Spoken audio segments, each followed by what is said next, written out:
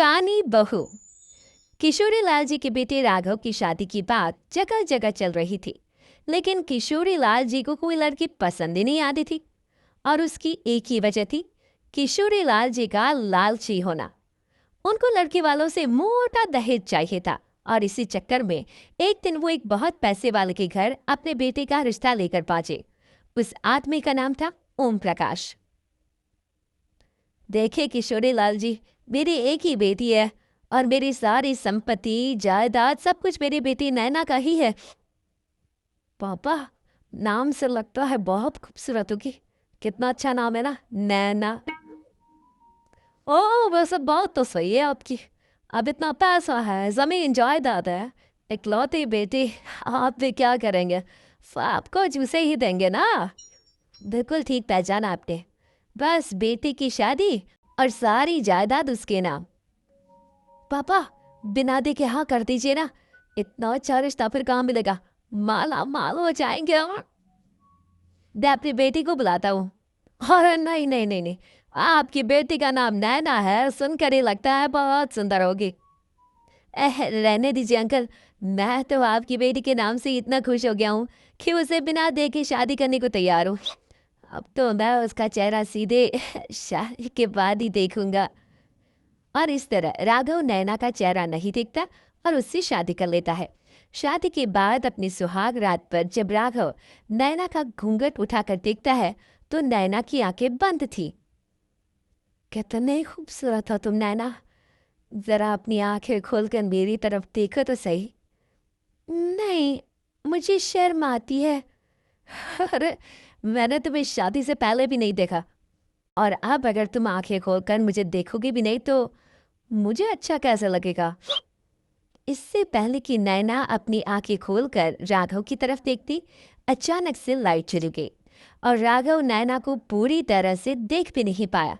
अगली सुबह नैना राघव के लिए नाश्ता बनाकर लेकर आई। अरे ये क्या? आधा पराठा सेका हुआ है और आधा बिल्कुल कच्चा। ये तुमने क्या किया नैना? बहू, तुमने क्या आधा पराठा तवे से नीचे लटका कर रखा था, जो आधा सिका है और आधा कच्चा?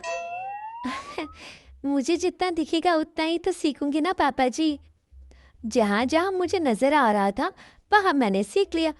जहाँ जहाँ नहीं दिखा वहां कच्चा रह गया होगा। इसका क्या मतलब है? ये कैसा मजाक कर रही है तुम? अरे बहू, तुमने इतना लंबा घूंघट क्यों लगाया हुआ है? देखो, हमारे घर में बहुओं को बेटी की तरह रखा जाता है और फिर तुम तो इतना सारा माल लेकर आई हो। देखो, ये घूंघट डाल कर रखने की कोई जरूरत नहीं है। हाँ नैना, पापा जी ठीक कह रहे हैं, तुम तो आराम से रहो, अपना ही घर समझो। नैना अचानक से अपना घूंघट उठा लेती है। अरे ये क्या पापा, नैना की तो एक आंख फूटी हुई है। नाम से नैना, लेकिन ये तो कानी बहू निकली। मेरे साथ धोखा हुआ है, धोखा। बिना दिखाए अपनी कानी लड़की मेरे संग ब्याह थी। मुझे कानी भी नहीं चाहिए।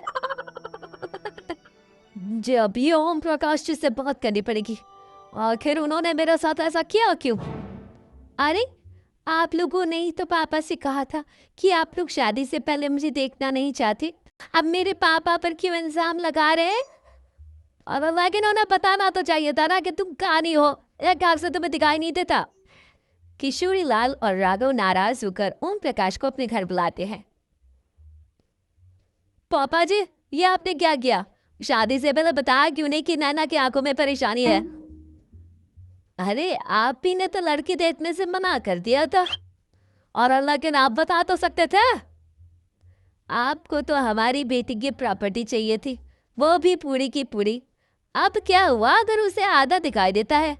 प्रॉपर्टी तो आपको पूरी मिल गई ना। और ये क्या बात हुई? मेरी शादी प्रॉपर्टी से नहीं, आपकी बेटी से हुई है। अब ये तो पहले सोचना चाहिए था।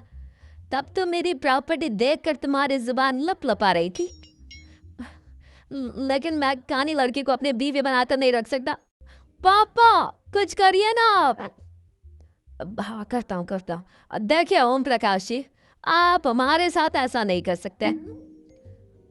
और तुम देखो, अगर तुमने मेरी बेटी से शादी तोड़ी ना, तो जो भी प्रॉपर्टी मैंने तुम्हें दी है वो तो पूरी की पूरी वापस ले लूंगा, और आधी प्रॉपर्टी तुम्हारी भी लूंगा।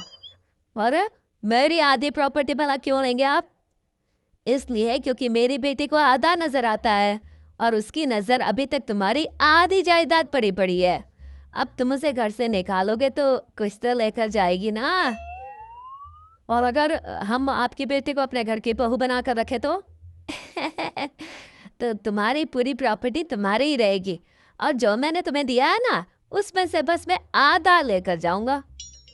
अरे लेकिन अब आप अपनी दी हुई प्रॉपर्टी में से आधी वापस क्यों लेकर जाएंगे, अगर मैं आपकी बेटी को अपनी पत्नी बनाकर रखने को तैयार हूं तो?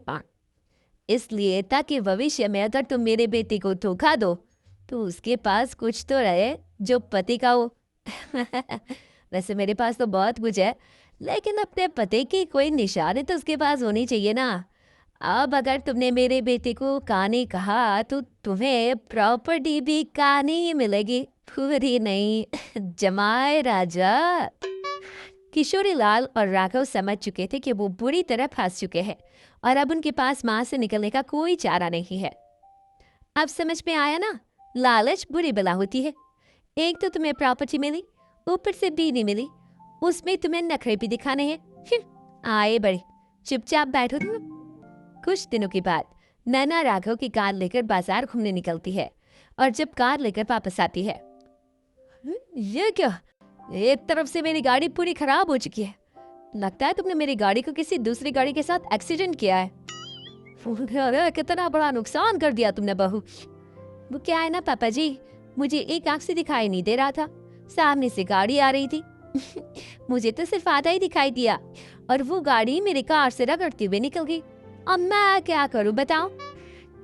आप इसे ठीक कराने के पैसे कौन देगा, तुम्हारे पापा? तुमने मुझसे इस तरह से बात की? अभी रुको। नैना राघव की शिकायत ओम प्रकाश को कह देती है। देखो राघव, अब जो मेरी आधी प्रॉपर्टी तुम्हारे पास थी ना, उसमें से आधी और मैं लेकर जाऊंगा, क्योंकि तुमने मेरे बेटे को डांटा। अरे नहीं नहीं पापा जी, गलती हो गई, माफ कर दो।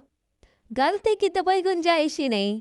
अगली बार मेरी बेटी को डांटा तो बची हुई आधी में से आधी और ले जाऊंगा। लालच के चक्कर में हम दोनों ने बहुत बड़ी गलती कर दी बेटा।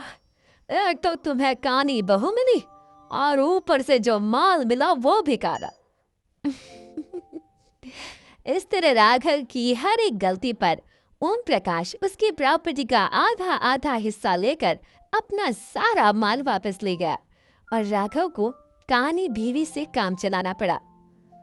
भाई लालच वाकई में बुरी बला है।